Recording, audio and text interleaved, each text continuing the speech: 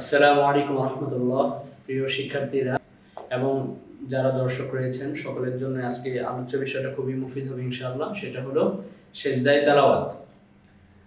বা আমরা যখন কোরআন মাজিদের কিছু আয়াত রয়েছে, যে সকল আয়াত তেলাওয়াত করলে সেখানে সেজদা দিতে হয়, ওই সকল মাসাইলগুলো নিয়ে আমরা সংক্ষিপ্তভাবে আলোচনা করার চেষ্টা করব ইনশাআল্লাহ। তো এর মধ্যে একটা বিষয় হলো যে নামাজের মধ্যে অনেক সময় সেজদার আয়াত তেলাওয়াত করা হয়। ইমাম সাহেব অথবা বিশেষ করে যারা হাফেজ রয়েছে তাদের রমজানের আগে বিশাল সময় ধরে তেলাওয়াত করতে হয় আওয়াবিনের মধ্যে এবং অন্যান্য নফল নামাজের মধ্যে এই তেলাওয়াতগুলো করতে হয় 5 পারা 10 পারা 15 পারা এরকম। তখন দেখা যায় যে সেজদায়ে তেলাওয়াতের আয়াতগুলো আসে। সেক্ষেত্রে মাসাইলগুলো না জানার কারণে অনেক সময় সমস্যা হয়। নামাজের মধ্যে যেই আয়াতগুলো তেলাওয়াত করা হবে, নামাজের মধ্যে যেই আয়াতগুলো তেলাওয়াত করা হবে, সেজদা তেলাওয়াতের আয়াত যদি তেলাওয়াত করা হয় সেক্ষেত্রে নামাজের মধ্যেই সেজদা দিতে হবে। আমরা অনেকে নামাজের মধ্যে সেজদা দেই না, মনে করি পরে দিব, এখন সময় নেই পরে দিই না, এরকম করলে হবে না। যদি নামাজের মধ্যে তেলাওয়াত করা হয় সেক্ষেত্রে নামাজের মধ্যেই সেজদা দিতে হবে। যদি আমরা নামাজের মধ্যে সেজদা না দিই সেক্ষেত্রে আমরা গুনাহগার হব এবং নামাজের পরে এই সেজদা দেওয়ার আর কোনো সুযোগ থাকবে না। যদি নামাজের পরে আমরা দিতে চাই তাহলে আর দেওয়ার প্রয়োজন নেই, বরং আমরা গুনাহ হওয়ার কারণে আমরা ইস্তেগফার করব, আমরা আর সেজদা দিব না এবং আল্লাহর কাছে ক্ষমা প্রার্থনা করব। তেমনি অনেক সময় দেখা যায় যে আমরা নামাজ পড়ি, নামাজ পড়ার সময় নামাজের বাহিরে কেউ তেলাওয়াত করতেছে, যেমন আমি নফল নামাজ পড়তেছি, পাশে একটা ছাত্র বা শিক্ষক বা যে কেউ জোরে জোরে বা একজন মুসল্লি মসজিদের মধ্যে জোরে জোরে তেলাওয়াত করতেছে। তো অনেক সময় দেখা যায় নামাজের মধ্যে অমনোযোগিতা থাকে। তো নামাজের মধ্যে অমনোযোগিতার কারণে আশপাশে কে কি বলতেছে মনে হয় সব আমি স্পষ্ট শুনতেছি। তখন পার্শ্ববর্তী যিনি রয়েছে দেখা যাচ্ছে যে ওই মুসল্লি জোরে জোরে তেলাওয়াত করতেছে যে সেজদার আয়াতটা। সেক্ষেত্রে আমি সেজদার আয়াত শুনলাম এবং বুঝলাম যে এটা সেজদার আয়াত, হাফেজ হওয়ার কারণে বা যেভাবেই হোক। তখন করণীয় কি? আমি তো সেজদার আয়াতটা শুনলাম, এখন আমি যদি নামাজের মধ্যে থাকি তাহলে এই নামাজের মধ্যে সেজদা দেওয়া যাবে না। নামাজের মধ্যে যদি আমরা সেজদা দিই তাহলে এই নামাজ হবে না, আবার নামাজকে পুনরায় পড়তে হবে। তবে যদি উনি যে আয়াতটা তেলাওয়াত করছেন আমি ওই আয়াতটা তেলাওয়াত করি বা ওই অংশ তেলাওয়াত করি, সেক্ষেত্রে আবার ওই নামাজের মধ্যে সেজদা দিলে হবে, পরবর্তীতে আর সেজদা দেওয়ার প্রয়োজন নেই। কিন্তু ওই মুসল্লি শুধু তেলাওয়াত করছে আর এই তেলাওয়াতটা শোনার কারণে এবং বুঝার কারণে আমি যদি নামাজের মধ্যে তেলাওয়াত করি, নামাজের মধ্যে সেজদাটা দেই, সেজদার তেলাওয়াত, সেক্ষেত্রে আমার নামাজ হবে না, পুনরায় আবার নামাজ পড়তে হবে। আর এই সেজদাটা তাহলে আমি কখন দিব বা দিতে হবে কিনা? হ্যাঁ, এই সেজদাটা নামাজের পরে, এই সেজদা তেলাওয়াত নামাজের পরে আমাদের দিতে হবে এবং এই সেজদাটাও ওয়াজিব থাকবে। অনেক সময় আবার দেখা যায় নামাজি ব্যক্তি না বরং একজন মুসল্লি পাশে বৈশাখ তেলাওয়াত করতেছে বা জিকির আজকার করতেছে, আর নামাজি যারা রয়েছে ওরা জোরে জোরে তেলাওয়াত করতেছে। যেমন হাফেজ সাহেব জোরে জোরে তাহাজ্জুদের সময় জোরে জোরে তেলাওয়াত করতেছে, অথবা আওয়াবিনের সময়, বিশেষ করে রমজানের আগে যেই তারাবির প্রস্তুতিমূলক তেলাওয়াতগুলো হয় নামাজের মধ্যে জোরে জোরে পড়তেছে। তো পাশে বসে ওস্তাদ হোক, ছাত্র হোক বা একজন মুসল্লি হোক, উনি শুনলেন যে সে সেজদায়ে তেলাওয়াতের যেই আয়াতটা আছে সেজদা তেলাওয়াতের, ওই আয়াতটা ওই নামাজি ব্যক্তি পড়ছে, আর আমি কি নামাজি ব্যক্তির বাহিরে বা আমি নামাজ পড়তেছি না, বসে জিকির আজকার করতেছি বা বসে আছি, সেক্ষেত্রে আমার কি সেজদাটা দিতে হবে কিনা? কথা বুঝে আসছে কিনা? বুঝছো? মানে হলো, মনে করো আব্দুল আহাদ নামাজের মধ্যে তেলাওয়াত করতেছে, তো তেলাওয়াতের মধ্যে সেজদার আয়াতগুলো একটা আয়াত পড়ছে সেজদা তেলাওয়াতে, সেক্ষেত্রে আদনান নামাজের বাহিরে এমনি বসে আছে, আদনান শুনলো, সেক্ষেত্রে আব্দুল আহাদের তেলাওয়াতের কারণে আব্দুল আহাদ তো হইল নামাজের মধ্যে, আদনান তো নামাজের মধ্যে নেই, বা আব্দুল আহাদ আদনানের ইমামও না, সেক্ষেত্রে আদনানের জন্য আব্দুল আহাদের তেলাওয়াত শোনার কারণে সেজদার তেলাওয়াত ওয়াজিব হবে কিনা? উত্তর হলো ওয়াজিব হবে, এবং সে আলাদা করে না দিলেই হবে। ওই যে এখন শুনছে, সে যখন সেজদার তেলাওয়াতটা করবে, আব্দুল আহাদ সেজদার তেলাওয়াতে যাচ্ছে, সাথে সাথে উঠেই দেওয়া আবশ্যক না, মানে বা আব্দুল আহাদের অনুসরণ করা আবশ্যক না ইমাম হিসাবে, বরং তুমি তোমার মতো করে দিতে পারো, কোনো সমস্যা নেই।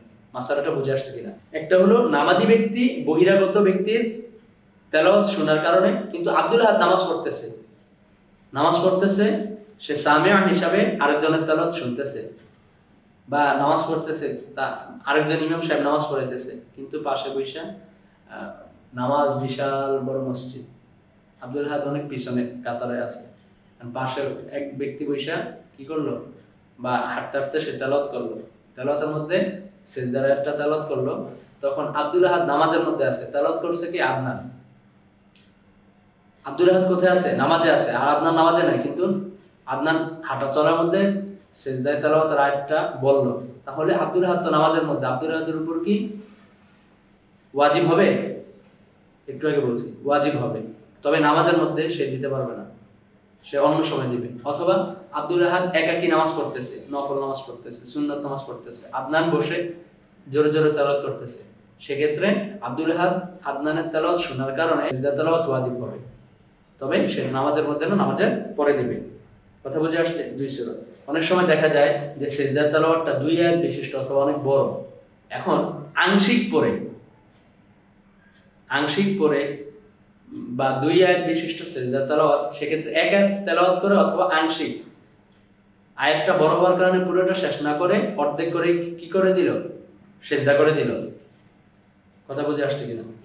মনে করো আব্দুল আহাদ কি করলো, একটা আয়াত তেলাওয়াত করে 2টা আয়াত বিশিষ্ট সিজদা তেলাওয়াত, একটা আয়াত করে তার সিজদা দিয়ে দিল, অথবা কি করলো, তেলাওয়াতের আয়াতের অংশ বিশেষ, পুরাটা না, অংশ বিশেষ করে সিজদা দিয়ে দিল, তাহলে নামাজ হবে না।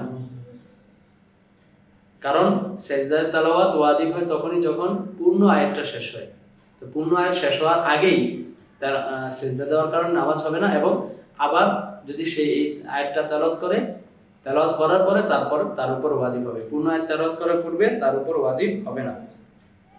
এরপরে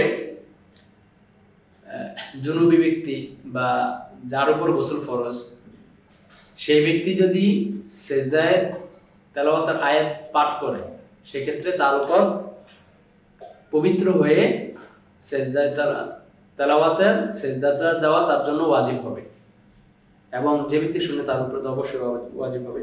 কিন্তু কোনো হায়েজা মহিলা, কোনো মাসিক ঋতুস্রাব এরকম কোনো মহিলার যদি সিজদার তেলাওয়াতের আয়াত, ওনার জন্য তো কোরআন তেলাওয়াত করা জায়েজ নাই, তারপরে যদি উনি তেলাওয়াত করে, তাহলে তার উপর সাজদায় তেলাওয়াত ওয়াজিব নয়, সিজদা তেলাওয়াত তার উপর ওয়াজিব হবে না, কারণ তার উপর তো এখন এই সকল বিধিবিধান নাই। তবে সে এই ঋতুস্রাব অবস্থা তেলাওয়াত করার কারণে তার গুনাহ হবে, এবং কেউ যদি শুনে তার উপর ওয়াজিব হবে, কারণ সেই ব্যক্তি তো জানে না, যে শ্রোতা সে তো জানে না যে তার কি ঋতুস্রাব নাকি হায়েজ ইত্যাদি, সে তো জানে না। এরপরে কোনো পাগল ব্যক্তি যদি সিজদা তেলাওয়াতের আয়াত তেলাওয়াত করে, তাহলে তার উপরে কি না, সিজদা তেলাওয়াত ওয়াজিব না, কারণ পাগলের উপর তো এমনিতে শরীয়তের বিধিবিধান আবশ্যক না। এমনিতে কোনো বাচ্চা যদি তেলাওয়াত করে, তাহলে তার উপর ওয়াজিব না। তবে বাচ্চাটা যদি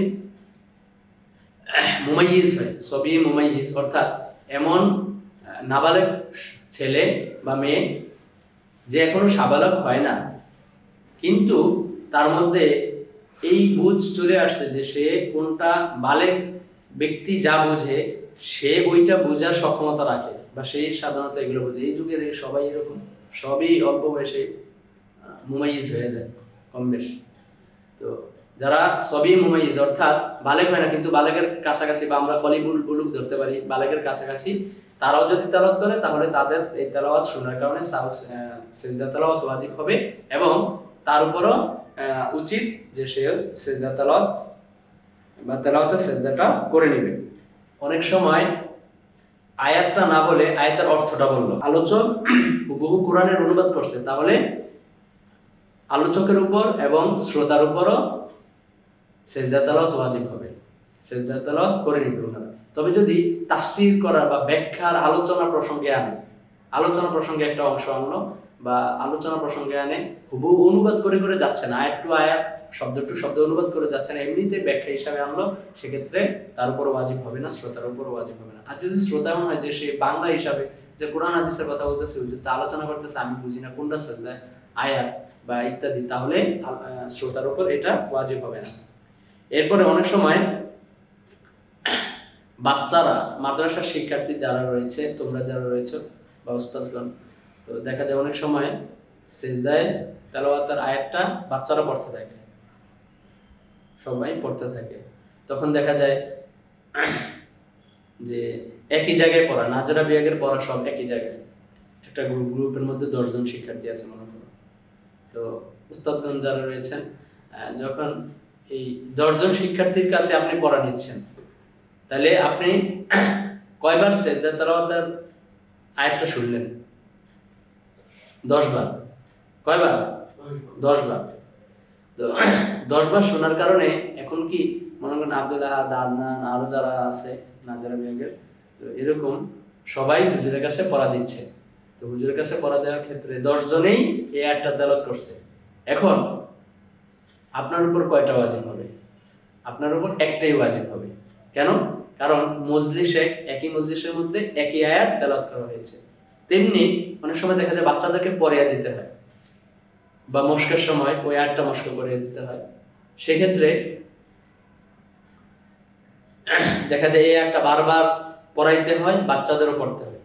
তো এই বারংবার পড়ানোর পরে বা বারংবার পড়া শোনার পরে বাচ্চাদের একটা সিজদা দিলেই ওয়াজিব আদায় হয়ে যাবে। কথা বুঝে আসছে? যেহেতু মজলিসে এবং আয়াতে।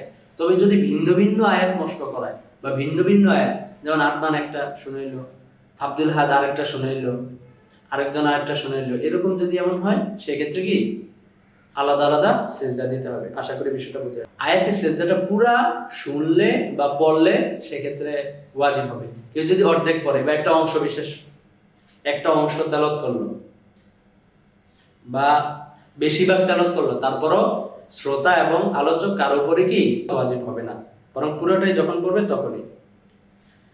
এরপরে আরেকটা বিষয় হলো, অনেক সময় লেখকদের লিখতে হয় বা কিতাব বিভাগের শিক্ষার্থী যারা রয়েছে, তোমাদের আয়াত সংক্রান্ত, হাদিস সংক্রান্ত বা মাসআলা সংক্রান্ত বিষয়ে যদি আয়াত লিখতে হয়, তাহলে সিজদা তেলাওয়াতের আয়াতটা লেখার দ্বারা সিজদা তেলাওয়াত ওয়াজিব হবে না, শুধুমাত্র লেখার দ্বারা কি ওয়াজিব হবে না, এটা পড়তে হবে অথবা শুনতে হবে, সেক্ষেত্রে কেবল হবে। এরপর অনেক সময় আমরা অনলাইনের মাধ্যমে ইউটিউবে অথবা যেভাবে হোক আমরা তেলাওয়াত শুনি। তো তেলাওয়াত শুনতে শুনতে এই সময় যদি সিজদা তেলাওয়াত আয়াত চলে আসে, সেক্ষেত্রে আমাদের কি করতে হবে না, সিজদা দিতে হবে না, কারণ এগুলো রেকর্ড করা। আর যদি এমন হয় যে সে লাইভে আমরা শুনতেছি, লাইভে বলা হচ্ছে, সেক্ষেত্রে দিতে হবে। তেমনি উস্তাদের মস্ক যদি রেকর্ড করা থাকে, সেটার মধ্যে যদি সিজদা তেলাওয়াতের আয়াত থাকে, সেক্ষেত্রে কি ওয়াজিব হবে না। কিন্তু যদি উস্তাদ সরাসরি মাইক্রোফোন দিয়ে পড়ায়, এবার হাজার হাজার শিক্ষার্থী, অনেক বিশাল প্রতিষ্ঠান, 3 তলা 5 তলার নিচে 5 তলার উপরে ছাত্ররা মস্ক করতেছে, তারপরেও কি ওয়াজিব হবে শ্রোতা এবং আলোচক দুজনের। সবাই তো আর হাফেজ না, বা সবাই তো আর জানে না যে কোনটা আসলে সিজদা তেলাওয়াত। যারা আছে বা নাজরা বিভাগে যারা পড়ে, অনেক সময় তারাও জানে না, মজবুত না হলে, হিফজ বিভাগে পড়লে কেবল জানে। তখন দেখা যায় ইমাম সাহেব সিজদা তেলাওয়াত দিলেন বা নামাজের মধ্যে কি করলেন, সিজদা তেলাওয়াতের আয়াতটা তেলাওয়াত করলেন। ওই আয়াত তেলাওয়াত করার ফলে উনি আল্লাহু আকবার বলে কোথায় গেলেন, সিজদায় গেলেন, কিন্তু মুসল্লি না বোঝার কারণে রুকুতে চলে গেছে। কথা বুঝে আসছেন? এমন হয় না? যদি রুকুতে যায়, সেক্ষেত্রে দুই অবস্থা হয়, কয়েকজন সিজদায় চলে যাওয়ার ফলে উনিও বুঝতে পারে যে হায় হ্যাঁ, আমার তো রুকুতে না গিয়ে সিজদায় যাওয়ার কথা ছিল। তখন উনি কি করবে, রুকু বাদ দিবে, দিয়ে সিজদায় যাবে, নাকি রুকুর মধ্যে থাকবে? উনিও কি করবে, বুঝার সাথে সাথে সিজদার মধ্যে চলে যাবে। আর কেউ যদি এমন আছে যে পিছনের কাতারে, সে বুঝতে পারে না যে আসলে আমাদের সিজদা দিতে হবে, বা সিজদায় যে উনি গেছে, সে তো আর জানে না যে সিজদার আয়াত এটা। তো সেক্ষেত্রে উনি যদি রুকুতেই থাকে, উনি তো এটা ইচ্ছাকৃতভাবে করেন না, উনি রুকুতেই ছিল, এখন উনার উপর তো এই যে সিজদাটা ওয়াজিব, তাই না? এখন নামাজের পরে উনি কি করবে, নামাজের পরে উনি কি আবার এইটা সিজদা দিবে নাকি দিবে না? উনি আল্লাহর কাছে ক্ষমা চেয়ে নেবেন, নামাজের পরে আর এই মুসল্লির সিজদা দিতে হবে না। কথাটা বুঝে আসছেন? মনে করো হুজুর নামাজ পড়াচ্ছেন, তো তোমরা যারা শিক্ষার্থী রয়েছে, তোমরা কি করলা, তোমরা বুঝতে পারলা না যে হুজুর যে সিজদা তেলাওয়াত দিয়েছে, এটা বুঝতে পারলাম না। তোমরা অনেক পিছনে কাতারে, 4-5 কাতার পিছনে দাঁড়াইছো। তো হুজুর যে সিজদা দিছে, এখন সামনের মুসল্লি যারা আছে তারা সামনে দেখলো, প্রথমে তারাও রুকুতে যায়।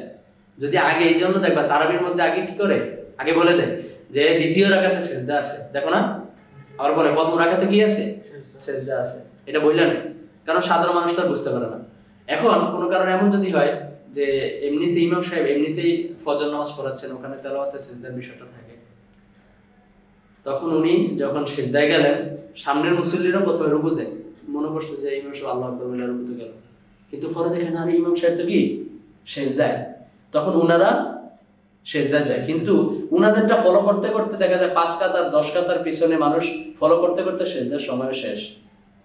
কথা বুঝে আসছে? উনারা তো আর জানে না। এজন্য ইমামদের উচিত বলে দেওয়া, যেহেতু আম মানুষ, সবাই কোরআন সম্পর্কে জ্ঞাত না, ফজর নামাজে যদি করে বলে দেওয়া যে আমি দ্বিতীয় রাকাতে সিজদা থাকবে বা প্রথম রাকাতে সিজদা থাকবে, এটা বলে দেওয়া ভালো। আমাদের সমাজে যেহেতু সিজদা তেলাওয়াতের রাতগুলো আমরা বুঝেন না, এই জন্য এটা বলে দেওয়া উত্তম। ওই রকম নামাজে তার না বলে নামাজ ওইভাবে না করলে ভালো, একটা ফেতনা বাচ্চার সৃষ্টি হয়, এগুলো থেকে বিরত থাকা উত্তম। যাই হোক, এখন তৃতীয় নামাজের মধ্যে বা তৃতীয় রাকাত পঞ্চম রাকাতের যারা রয়েছে, ওনারা দেখা যায় এটা বুঝতেই পারে না, ইমাম সাহেব রুকুর মধ্যে না গিয়ে সিজদায় গেছে, তখন এটা বুঝতে বুঝতে অনেক লেট হয়ে যায়। যখন বুঝতে বুঝতে লেট হয়ে যায়, তখন এর মধ্যে ইমাম সাহেব কি করে, উঠা ফেলে। উঠার পরে এখন মুসল্লির হায় আমি তো সিজদায় তেলাওয়াতের সিজদাটা দিলাম না, এখন আমার করণীয় কি? এখন ওনার করণীয় হইল উনি আল্লাহর কাছে ক্ষমা চেয়ে নেবেন এবং নামাজের পরে আর সিজদা ওনার দিতে হবে না। কথাটা বুঝে আসছে নি সকলে? এরপর আরেকটা বিষয় হলো, অনেক সময় সিজদা তেলাওয়াত করলো, ওযু ছাড়াও তো তেলাওয়াত করা যায়। তেলাওয়াত করা কি হারাম ওযু ছাড়া? ওযু ছাড়া কোরআন স্পর্শ করা হারাম, কিন্তু তেলাওয়াত করা তো হারাম না। তো এখন কেউ তেলাওয়াত করলো, অথবা আরেকজন তেলাওয়াত করতেছে, তুমি ওযু ছাড়া আছো, গোসল করতে যাইতেছো, এই সময় তেলাওয়াতটা শুনলাম, আরেকজন জোরে জোরে তেলাওয়াত করতেছে, সেক্ষেত্রে এখন তোমার নাই ওযু, তাহলে তুমি কি ওযু ছাড়াই সিজদা তেলাওয়াত দিতে পারবা কিনা? না, ওযু ছাড়া সিজদা তেলাওয়াত জায়েজ না, ওযু করে তারপরে দিতে হবে। এরপরে আরেকটা গুরুত্বপূর্ণ যে বিষয়, সেটা হলো যে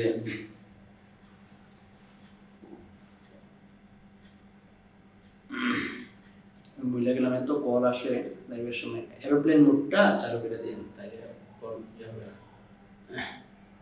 অনেক সময়, হ্যাঁ মনে আসছে, অনেক সময় দেখা যায় যে আমরা সিজদার আয়াত তেলাওয়াত করি, ক্লাসের মধ্যে পড়ি, তারপর মনে করি যে পরে দিব, বা ওস্তাদেরও কি করি অনেক সময় শুনি যে ঠিক আছে বাচ্চাদের ক্লাস এখন শুনি পরে দিব, আর পরে দেওয়া হয় না। এই জন্য উচিত হইল এটা তৎনগত দিয়ে দেওয়া, কি করা, তৎনগত এই কাজটা করা। কথা বুঝে আসছে? নামাজের মধ্যে যদি হয় সাথে সাথে, নামাজের মধ্যে যদি হয় সাথে সাথে কি করতে হবে, সিজদা দিতে হবে। আর যদি কোনো কারণে আমি ভুলে যাই বা সিজদা তেলাওয়াতের বিষয়টা ভুলে গেছি, 1-2 আয়াত তো সামনে আগে গেছি, তাহলেও যখন খেয়াল হবে সাথে সাথে দিতে হবে। কথা বুঝে আসছে? সাথে সাথে দিতে হবে। আর যদি এমনিতে আমরা নিজেরা পড়াশোনা করি, পড়াশোনার ক্ষেত্রে যদি তেলাওয়াত করি, সেক্ষেত্রে যদি এমন হয় যে আমি এখন দিলাম না, সাথে সাথে দিতে হবে। কোনো কারণে আমি মনে করলাম যে আমার তো আরো 10-15 বার পড়তে হবে, আমি এরপরে দিব, কিন্তু এরপরে ভুলে গেছি, তাহলে ক্লাস থেকে যখন উঠার পরে যখনই আমার খেয়াল আসবে তখনই আমরা কি করব, সিজদা দিয়ে ফেলবো। এখন অনেক সময় এরকম হয়েছে যে আমরা ক্লাস থেকে উঠার পরে দিব মনে করে এই পর্যন্ত আছে, আর দেওয়া হয় না, এরকম আছে না? সেক্ষেত্রে করণীয় কি? সেক্ষেত্রে এগুলা এখন থেকে আমরা কাজার মতো করে কি সিজদা তেলাওয়াত দিতে থাকবো, প্রতিদিন 10 বার 20 বার করে মনে করে। এটা বুঝে আসছে? যে আজকে এখানে সমাপ্ত। তো আজকে আমাদের আলোচ্য বিষয়টা ছিল সিজদা তেলাওয়াত। সিজদা তেলাওয়াতটা কি এবং সিজদা তেলাওয়াতের বিধানটা কি আমাদের জন্য? সিজদা তেলাওয়াত হলো কোরআনের কিছু আয়াত নির্দিষ্ট আছে যেগুলা তেলাওয়াত করলে সিজদা দিতে হয়, এটা ওয়াজিব। এটা ওই কোরআনের আয়াতের এর মধ্যে লেখা আছে কোন কোন আয়াত, তো ওই জায়গার মধ্যে আমাদের সিজদা দিতে হবে, এটা হয়তো অনেকে জানে না, এবং এটার হুকুম হলো এটা দেওয়া ওয়াজিব। আসসালামু আলাইকুম ওয়া রাহমাতুল্লাহি ওয়া বারাকাতুহু।